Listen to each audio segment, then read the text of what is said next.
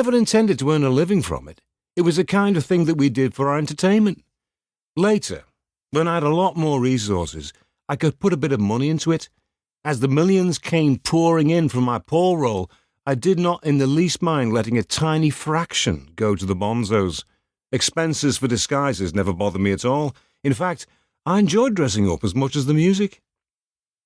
I made up the Space's pseudonym of Apollo C. Vermouth to suit the bonzo song I'm the Urban Spaceman. As Apollo, I co-produced the song that ended up making money for us, but it took my Beatle funds to get it there. As was expedient, I would go back and forth between playing the Paul and Vivian roles, making a network between them. As Vivian, I co-wrote Death Cab for Cutie with my friend Neil Innes. Death Cab, as I'll explain elsewhere, refers to Paul's car. Then, networking myself, I, as Paul, welcomed the bonzos to play Death Cab for Cutie in my Magical Mystery Tour film with me, now as Vivian, singing it as one of the last performances of the movie. The point was to give clues about me standing in for Paul and to show who I really am. I am a cross between them and others.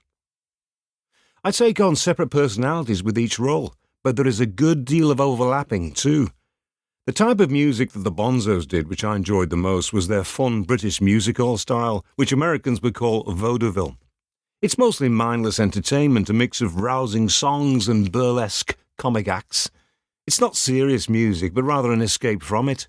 I love all the more serious stuff too, but playing with the bonzos was just about having a good time. It was play.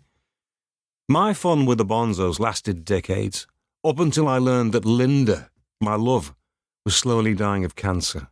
Then my priorities shifted. I wanted to spend whatever time with her that I could.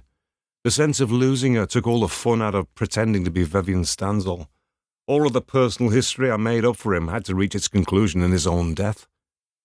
Linda was compassionate to the end, as I will discuss in a chapter about her. Our family had 3 years' notice. It was more than we gave the world. First we sought to beat it naturally. Now I found ways that were less known, ways that could have added years. When we finally gave up on herbs, we turned to a more traditional Western medicine approach. That is when it was time to tell the reporters. Cancer attacks people in many different ways. What cures one person may kill another.